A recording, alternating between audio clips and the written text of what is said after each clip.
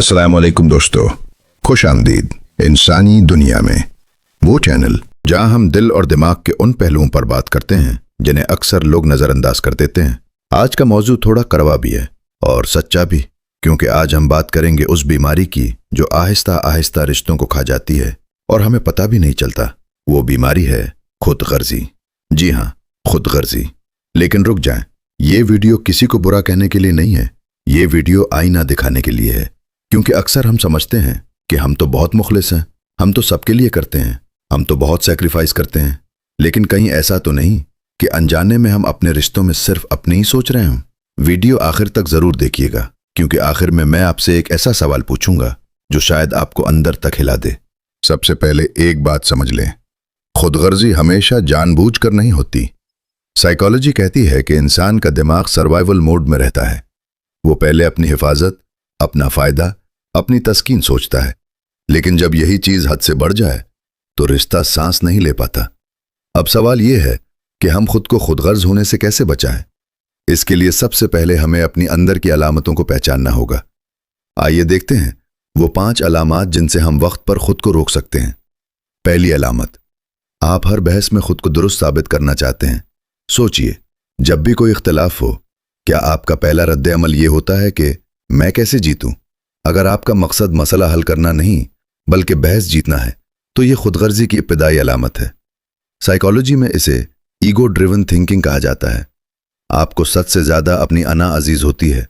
आपको रिश्ता बचाने से ज्यादा अपनी बरतरी साबित करना जरूरी लगता है। खुद से सवाल पूछें, क्या मैं बात इसलिए कर रहा हूं कि हम समझ जाएं, या इसलिए कि मैं सही साबित हो जाऊं? अगर जवाब दूसरा है तो रुक जाएं, अभी वक्त है। दूसरी अलामत, आपको सिर्फ अपनी तकलीफ बड़ी लगती है। रिश्ते में दोनों के जज्बात होते हैं, लेकिन अगर आप हमेशा ये सोचते हैं कि सिर्फ मैं ही कुर्बानी दे रहा हूं, सिर्फ मैं ही समझौता कर रहा हूं, तो मुमकिन है आप दूसरों के एहसासात को सुन ही नहीं रहे। सेल्फ सेंटर्ड परसेप्शन इंसान को अंधा बना देती है। आपको अपनी तकलीफ पहाड़ लगती है और सामने वाले की तकलीफ मामूली। लेकिन याद रखें, हर इंसान के अंदर एक पूरी दुनिया चल रही होती है। अगर आप सिर्फ अपनी दुनिया देख रहे हैं तो आप आहिस्ता आहिस्ता खुदगर्जी की तरफ जा रहे हैं। तीसरी अलामत, आप तब तक अच्छे रहते हैं जब तक आपको फायदा हो। यह सबसे खतरनाक अलामत है। आप मोहब्बत करते हैं लेकिन शर्त के साथ। आप साथ देते हैं लेकिन बदले में कुछ चाहते हैं। अगर सामने वाला आपकी तवक्को पूरी ना करे तो आपका रवैया बदल जाता है। साइकोलॉजी इसे कंडीशनल अटैचमेंट कहती है।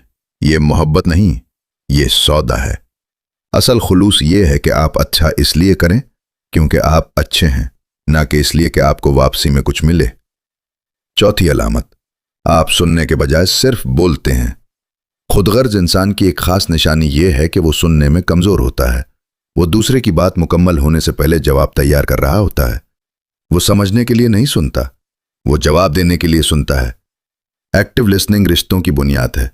अगर आपने महसूस किया कि आप अक्सर बीच में टोक देते हैं, अक्सर दूसरों की बात को कम अहम समझते हैं, तो ये अंदर छुपी खुदगर्जी की घंटी है। पांचवी अलामत, आपको माफी मांगना मुश्किल लगता है। सोचिए, आखिरी बार आपने दिल से मुझे माफ कर दो कब कहा था? अगर आपको हर बार लगता है कि माफी मांगने से आप छोटे हो जाएंगे, तो ये अना और खुदगर्जी का मिलाप है। सेल्फ अवेयर इंसान माफी मांगने से नहीं डरता। वो जानता है कि रिश्ता जीतना ज्यादा जरूरी है, अना जीतना नहीं। अब सवाल यह है कि हम खुद को कैसे बचाएं। पहला कदम, रोजाना खुद से हिसाब लें। रात को सोने से पहले खुद से पूछें, आज मैंने किसकी बात नजरअंदाज की? आज मैंने कहां सिर्फ अपनी सोच देखी?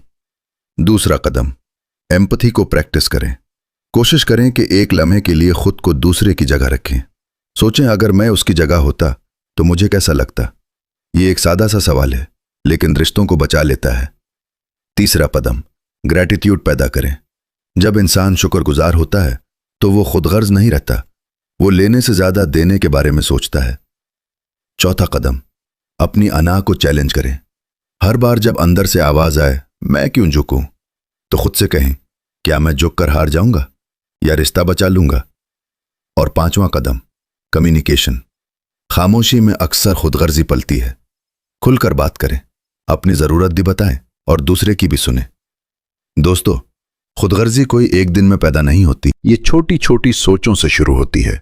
जब हम सिर्फ खुद को अहम समझने लगते हैं, जब हम दूसरों की जगह खुद को नहीं रखते, जब हम हर चीज को अपने जाविये से देखते हैं, तब हम रिश्तों में फासले पैदा कर देते हैं।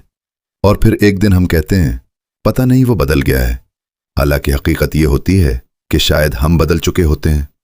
याद रखें, मोहब्बत का मतलब सिर्फ साथ रहना नहीं, मोहब्बत का मतलब दूसरे के लिए जगह बनाना है।